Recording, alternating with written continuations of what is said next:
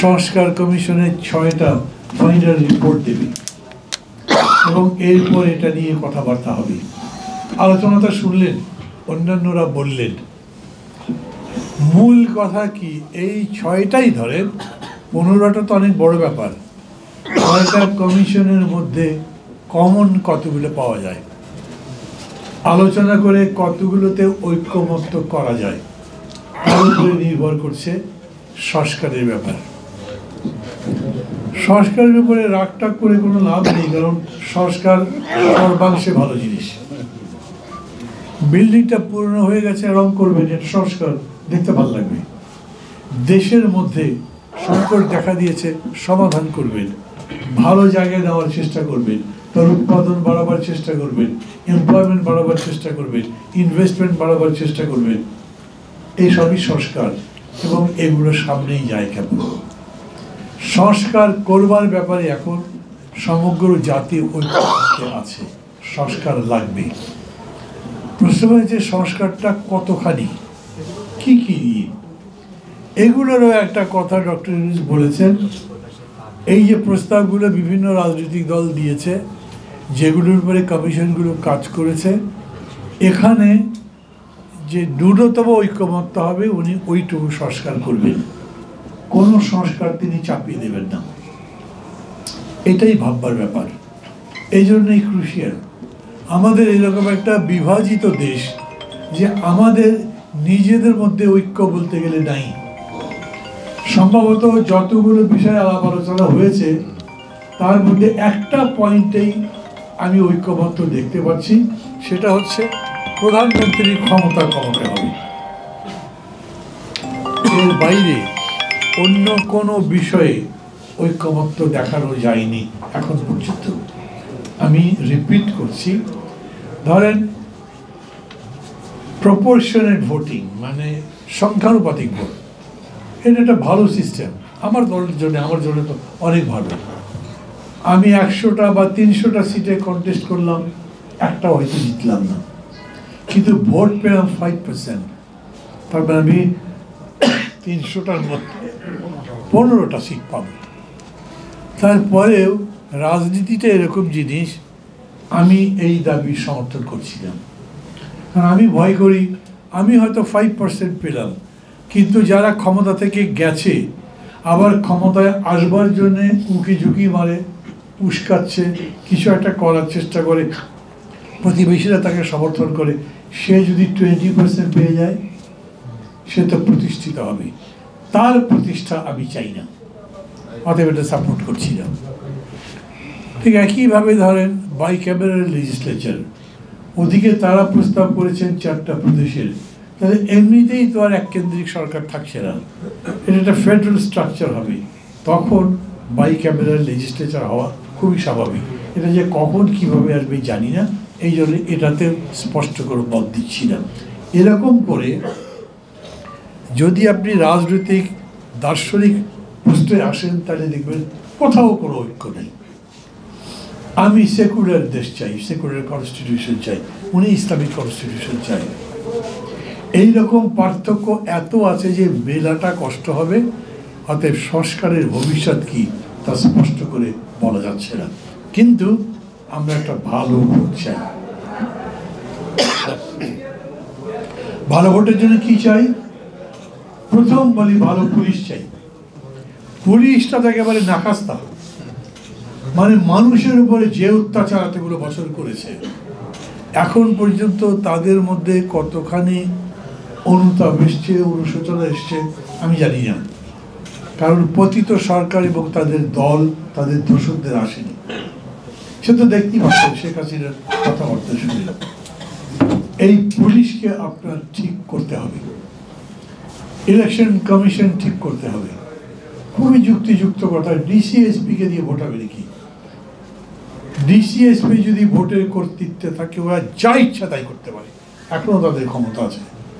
অনেকগুলো পরিবর্তন করতে হবে, আমাদের অপেক্ষা করতে হবে। এবং এই যে ভাই বললেন যে যত বেশি কথা বলবেন, আলোচনা হবে, মত দেবেন, মতের বিনিময় করবেন, তত আমরা সত্যের কাছে পৌঁছাতে পারব। এই চেষ্টাটা লাগবে, এটা চলতে থাকুক। কিন্তু সরি, এই চেষ্টায় আমরা যে সফল হবো তা তো নাও হতে পারে। বহু জায়গায় এমন ঝগড়া লেগে গেল, একেবারে একটা ডেড লক হয়ে গেল, তখন কি করবেন? অতএব প্রথম এটাও বলতে হবে, আমাদেরকে নিশ্চয়ই গণতন্ত্রের উত্তরণের বিষয়টাই সবচাইতে বড় করে দেখতে হবে। অতএব দাবি যখন করছেন ওদের বিচার করতে হবে, তার আগে ভোট হবে না, তো বিচার কত দেরি করবেন? আপনি বলে দেবেন যে 6 মাসের মধ্যে বিচার সম্পন্ন করে দেন, কোর্ট যদি বলে আমার উপরে তুমি ডিকটেট করতে পারো না, পারেন না তো আপনি। অতএব এটাও বলতে পারবেন না। কিছু কিছু দাবির কথা নিজেদের ভাবতে হবে যে কেবল আবেগ দিয়ে, রাগ দিয়ে আমি ডিসাইড করতে পারবো না, আমাকে যুক্তি দিয়ে, জ্ঞান দিয়ে, বাস্তব থেকে আমাকে সিদ্ধান্ত নিতে হবে কি করলে আমি উত্তরণটা করতে পারি। এই বিবেচনা থেকেই আমি মনে করি যে যত বেশি কথা হবে, নিজেরা কথা বলবো, তার ভিত্তিতেই যাবে।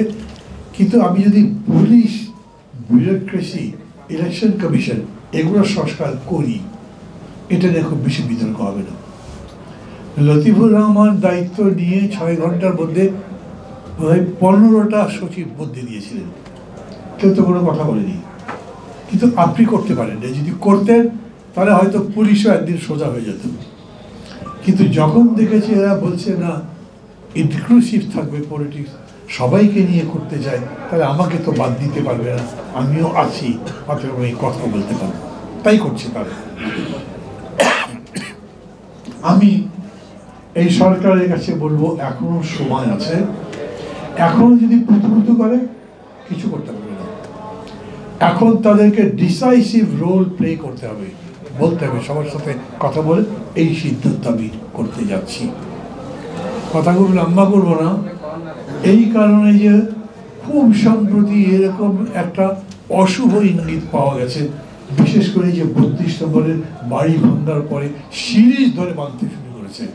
আমি মানি আমাদের দেশের মানুষের এখন পর্যন্ত ইমোশনে আওয়ামী লীগের এবং শেখ হাসিনার অত্যাচার, নির্যাতন, আয়নাঘর, হত্যাকাণ্ড, বাড়াবাড়ি একেবারে জল করে, সহ্য করতে পারে না তাদের। উনি যখন বলেন যে আমি জাতির উদ্দেশ্যে ভাষণ দেব, তখন মানুষ মনে করে তোর ভাষণ দেওয়া দেখাচ্ছি, হতেই পারে, আমি এটা অন্যায় মনে করছি না। কিন্তু তারপরে আবার বলি, তো উনি উস্কালেই, আপনি যদি উস্কান, ভাঙচুর শুরু হয়,